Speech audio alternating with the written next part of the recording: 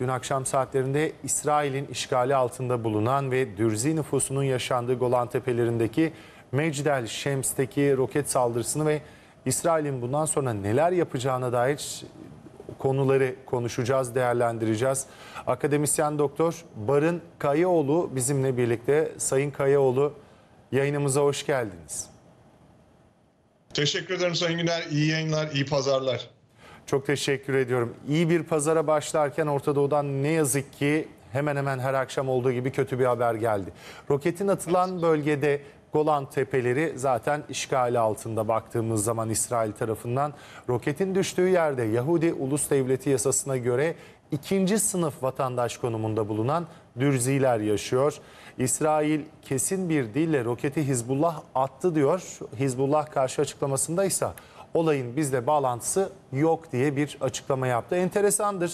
Roket tam da sivillerin bulunduğu noktaya düşüyor. Tüm parçaları birleştirdiğimizde olaya nereden bakmalıyız karşılıklı açıklamaları da öngördüğümüz zaman? Şimdi birkaç boyutu var bu olayın. Önce bağlamı belirteyim. Ben uluslararası ajanslardan da dün gece haber gelince baktım. Sanırım olayın olmasını tetikleyen bağlam süreç gene İsrail ve Hizbullah unsurlarının birbirlerine roket ve top atışı sırasında ya Hizbullah'ın attığı bir mühimmatın sekerek veya yanlış bir gitmemesi gereken bir yere gittiği veya İsrail'in demir kalkan, demir kubbe karşı önlem füzesini atarken onun ya gelen Hizbullah füzesini vurması ya da onun sekip gelip de oradaki sivilleri vurması şeklinde. Şunu da temin edebilirim yalnız size şunun garantisini verebilirim. İki taraf ama özellikle İsrail bu konuda dürüst davranmayacak. Yani Hizbullah zaman içinde bunun kendisinden atılan bir mühimmatın sekmesi vesaire gibi bir sonuç ortaya çıkarsa Hizbullah'ın bunu kabul etme olasılığı çok çok daha yüksek. Ama İsrail'in özellikle 7 Ekim günü dahil sonrasında söylediği yalanlara baktığımızda yani bu konuda ben açıkçası İsrail'e ve özellikle Netanyahu hükümetine güvenmiyorum. Olayın ikinci bir boyutu var. Hizbullah İsrail'e saldırırken Güney Lübnan'dan genelde Golan Tepelerini kolay kolay hedef almıyor. Golan Tepelerini hedef alacağı şey oradaki İsrail askeri unsurları olur. Sivil halka pek zarar vermek istemez. Çünkü İsrail'in genel kuzey bölgesi hariç Golan Tepeleri hala etnik olarak Arap unsurların ki bunların içinde Dürzileri de sayabilir. Çünkü etnik olarak, kültürel olarak hani kendi dini kodları dışında Dürziler gayriekseriyet Arap bir topluluk. Dolayısıyla Hizbullah dini olarak kendisiyle tam uyuşmasa bile Hristiyan olsun, Müslüman olsun, Dürzi olsun bu tür toplulukların olduğu sivil bölgelere saldırmamayı tercih ediyor. Dolayısıyla zaten baktığımız zaman hocam soru içerisinde de hatırlatmıştım belki önemli Yahudi Ulus Devleti yasasına göre ikinci sınıf vatandaş konumunda Dürziler.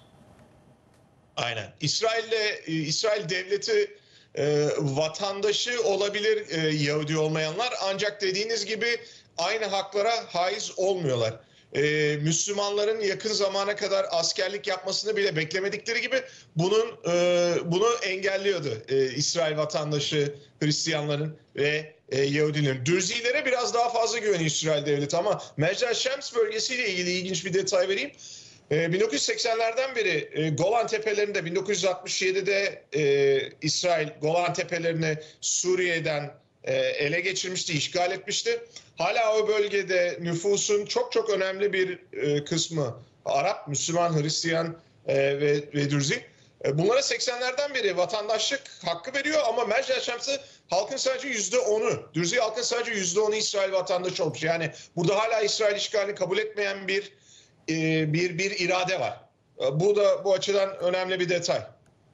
Ki durum böyle olunca Hizbullah'ın oraya direkt bir saldırı yapmasını beklemek de çok mantıklı değil sizin söyledikleriniz ışığında baktığımızda. Peki o zaman başka senaryolarda akıllara geliyor. İsrail kendinden emin bir şekilde saldırı olduktan sonra Hizbullah yaptı dedi. Lübnan'da Hizbullah'a savaşmaya meşruiyet kazandırmak için de bu saldırıyı gerçekleştirmiş olma ihtimali nedir sizce hocam?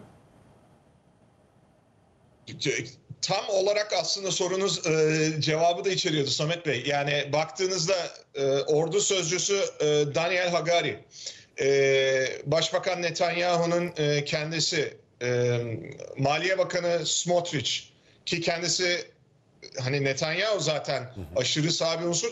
Netanyahu'nun bile sağında olan bir insan çok daha burada tekrar etmeyi istemeyeceğim şeyler söyledi.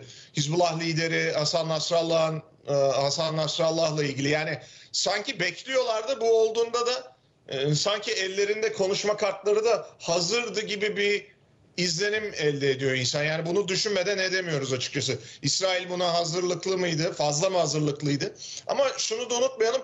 İsrail uzun zamandan beri zaten yaklaşık 3-4 aydır Gazze'deki askeri harekatlarını biraz yavaşlatıp şimdi işte Lübnan'a, Hizbullah'a karşı genel olarak da biraz da İran'la kapışmanın yollarını arıyor. Çünkü buradaki planı İran kendisine saldırırsa 13-14 Nisan gecesi olduğu gibi Amerika'yı, başta Amerika ve Birleşik Krallık, İngiltere olmak üzere batılı müttefiklerinin yanına çekip bölgesel daha kapsamlı bir savaş başlatıp bu unsurları Hizbullah olsun, Hamas olsun, Filistin İslami Cihadı olsun ve İran İslam Cumhuriyeti olsun bunları yok etmek olmasa bile en azından ciddi şekilde zayıflatmak. İsrail'in grand strateji diyebileceğim büyük stratejisinin en azından şu konjonktürde ben bu şekilde olduğunu düşünüyorum. Peki siz biraz önce dile getirmediniz hocam ama ben açıklamaları birer cümleyle dile getiririm. İsrail Başbakanı Netanyahu, Hizbullah çok ağır bedel ödeyecek dedi çok hızlı yaptığı açıklamada. Dışişleri Bakanı Katz da Hizbullah ve Lübnan'a karşı topyekun bir savaş anına yaklaşıyoruz açıklamasında bulundu. Şimdi bu açıklamalara bakınca siz de biraz önce altını çizdiniz, çok hazır olan açıklamalar gibi, hani bomba birazdan patlayacak, füze düşecek, şunları söyleyelim der gibiydi sizin de altını çizdiğiniz üzere. İsrail cepheyi genişletmeyi göze alacak mı? Dediniz ki hedef olarak İran'ı gösteriyor aslında karşısında alacağı kişi ülke olarak. Cepheyi genişletmeyi göze alabilecek mi? Evet, Amerika destekliyor ama geniş bir alandan bahsediyoruz. Bu İsrail için de bir yıkım ya da zorlanma ya da savaş ekonomisinde batmaya doğru giden bir yol haritası olmaz mı? İsrail bunu tek başına yapmaya kalkarsa kesinlikle, yani 10 gün bile dayanmazlar ki zaten 7 Ekim saldırılarında daha Kasım-Aralık ayında işte mühimmat stoklarımız eriyor. Amerika bize bir an önce yeni silah mühimmat göndersin. İşte bu ayın daha öncesinde başlarında Netanyahu hükümeti Biden yönetimini eleştirmişti. Bazı şeyleri yavaşlatıyorlar diye, bazı silah ve mühimmatların sevkiyatını yavaşlatıyorlar diye eleştiride bulmuştu. Yani şöyle bir şey var. İsrail ekonomisi üzerinde bu çok çok büyük bir külfet, bu savaş, Gazze Savaşı. Daha kapsamlı bir savaş daha da büyük bir külfet getirir. Çünkü İsrail ordusu normalde hani bir kol ordu büyüklüğünde, bir 70 bin en fazla şey yapıyorlar, muazzaf ordusu. Rediflerle ihtiyat kuvvetleri, yedekleri de daha sonra silah altına alarak şey yapıyor ama yedekleri silah altına aldığınızda sivil ekonomiden de insan çekiyorsunuz. Ciddi bir ekonomik faaliyetin azaldığı bir ortamdan bahsediyoruz. Dolayısıyla İsrail tek başına, biliyorsunuz Yemen'de Husilerle de zaman zaman şey yapıyorlar. İşte geçtiğimiz Perşembe değil, geçtiğimiz Cuma değil, evvelki Cuma Tel Aviv'e yaptığı bir saldırı sonucu İsrail devleti Husilerin kontrolü altındaki Hudeyde Limanı'na saldırdı Kızıldeniz'de.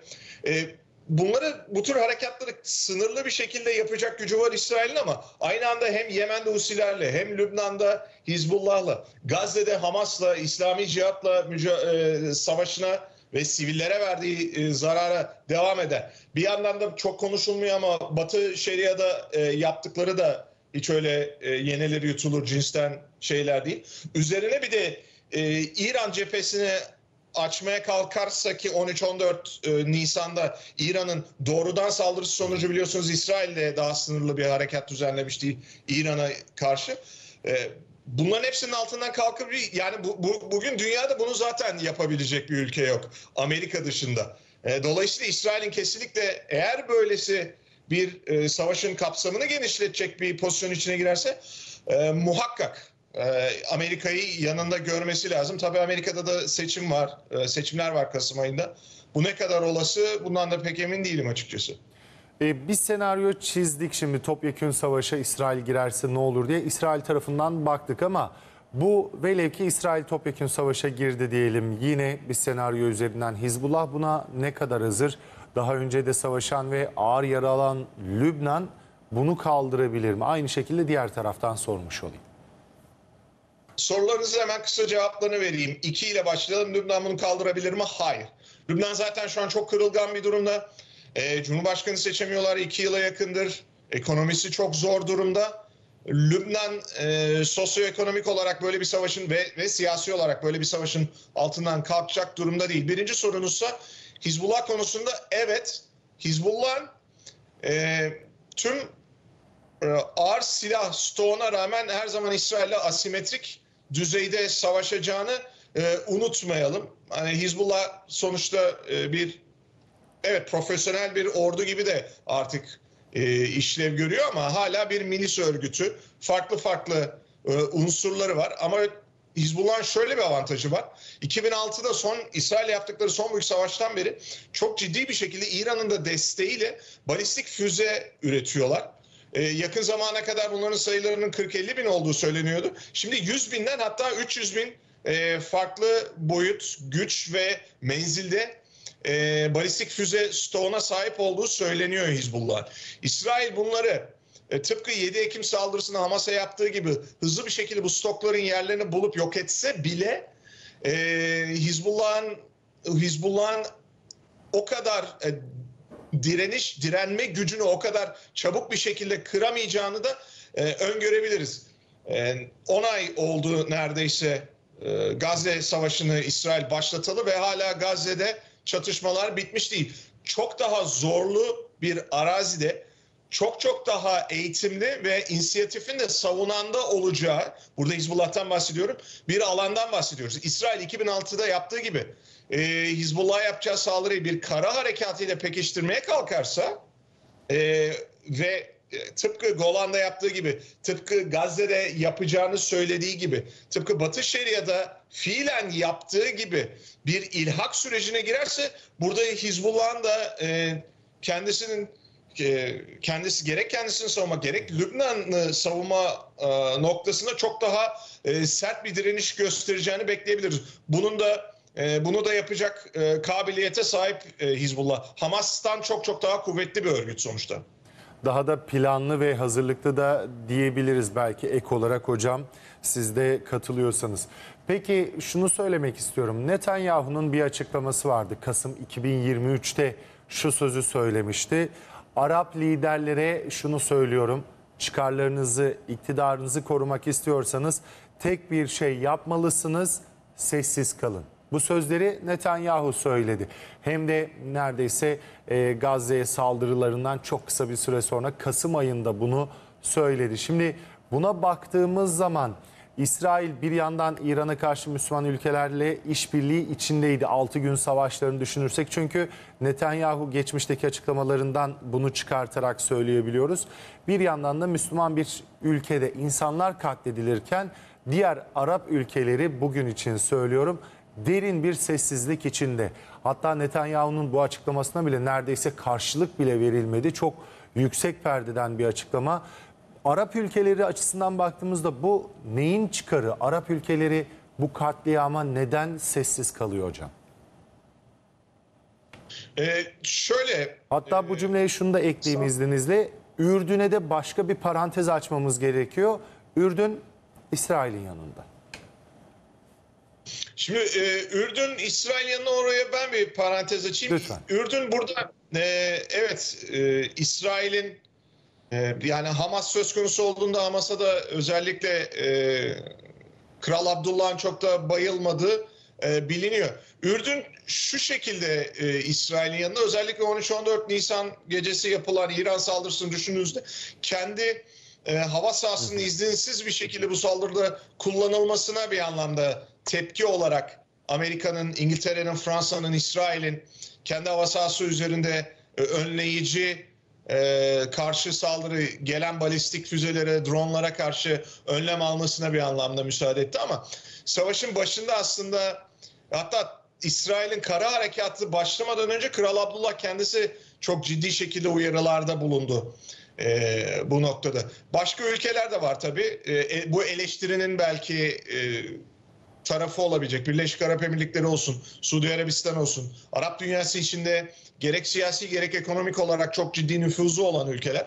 Birleşik Arap Emirlikleri gerçekten gerek üst düzey liderler açısından gerek devlet olarak gerçekten dediğiniz gibi sessiz, ama Suudi Arabistan o kadar sessiz de değil. Zaman zaman açıklamalar yapılıyor.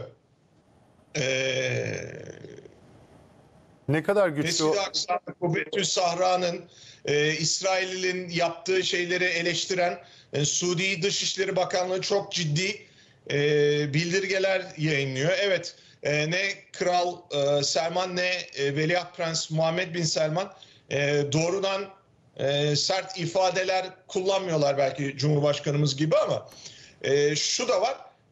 Suudi Arabistan'ın İbrahim anlaşmalarına katılması örneğin dondu.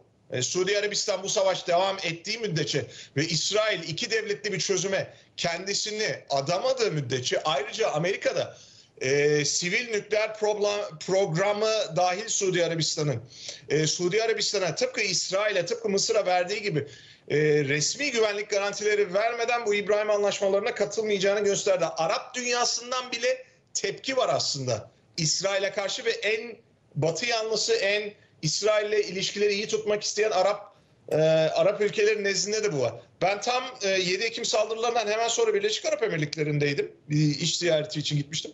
Orada bile halkta bir yani şey olacakmış, işte El Şifa Hastanesi'ne yapılan saldırı, işte daha sonra şey yapan, ıskalayan bir İslami Cihad roketi olduğu söylendi. Burada şey vardı, yani halkta, oradaki halkta bile bir tepki var. Dolayısıyla Körfez ülkelerine bile, Körfez Arap ülkelerine bile baktığınızda orada yöneticilerin kendi haklarına karşı da bir çekinceleri var. Yani ne ilişkileri bozmak istiyorlar, ama çok da böyle body body diyeceğim bir görüntü sergileyip kendi halklarının nezdinde de kötü duruma düşmek istiyorlar. Bu ülkelerin yöneticileri. Dolayısıyla çok zor bir konumdalar. İran'dan da korkuyorlar. Bunu da unutmamak lazım. İran'ın da çünkü geçmişte Körfez Araplarının iç işlerine karıştığı vaka. Dolayısıyla onlar, Körfez Arapları çok daha zor bir konumda. Mısır'a baktığınızda, Katar'a baktığınızda zaten arabulucu oldukları için diplomatik süreci temiz diyebileceğim, temiz tutmak isteyecekleri için zaten İsrail'e yapacakları eleştirileri de genelde kapalı kapılar ardında yapmaya çalışıyorlar. Dolayısıyla orada hani Arap ülkelerine haksızlık etmeyelim demek istemiyorum, ama Arap ülkelerinde kendi son derece rasyonel, ahlaki olmayabilir ama son derece rasyonel bir takım çıkarları, öncelikleri var. Ben bu şekilde görüyorum Arap ülkelerinin pozisyonunu. Şimdi bu söylediklerinizde de bakarak şunu sormak istiyorum. 2006'daki gibi Lübnan-İsrail savaşı çıkarsa Lübnan yalnız bırakılır mı? Nasıl değerlendiriyorsunuz? İşte o bir milyon dolarlık soru dediğiniz noktaya geldik Samet Bey. Ben Lübnan yalnız bırakılır mı? Bırakılabilir. Yani kimse her an kendi ülkesi dışında İsrail'e karşı gelip başka bir noktada İsrail'le savaşıp da muhtemelen kaybedip, hadi kaybetmese bile hani berabere kalacağı bir savaş, çatışmanın içine bile girse karşısına Amerika'yı ve Batı'yı almak istemez Arap ülkeleri. Burada bunun iki istisnası olabilir. Suriye ve Mısır. Mısır zaten Batı'ya angajı. Suriye'nin savaşacak hali yok. Burada eğer 2006 gibi bir çatışma ortamı ortaya çıkarsa Lübnan'da İsrail ve Hizbullah arasında, Hizbullah'ın yanına duracak olan tek ülke İran. Zaten İran'ın belli bir noktada ciddi bir ölçüde aparatı Hizbullah. Doğrudan bir savaşta Amerika ile veya İsrail ile doğrudan bir savaşta bir anlamda yedekte bekletiyor İran Hizbullah'a. Ancak doğrudan İsrail Hizbullah'a saldırmaya başlarsa o zaman İran'ın da Hizbullah'a vereceği desteği, Lübnan'a vereceği desteği çok ciddi şekilde arttıracağını öngörebiliriz kesinlikle. Sayın Barın Kayaoğlu, çok teşekkür ediyoruz aktardıklarınız ve paylaştıklarınız için. Bakış açınız önemli çünkü muhtemelen Önümüzdeki günlerde sizin bugün yaptığınız yorumlar ışığındaki gelişmeleri takip edeceğiz, aktarıyor olacağız. Çok teşekkürler, iyi pazarlar diliyorum.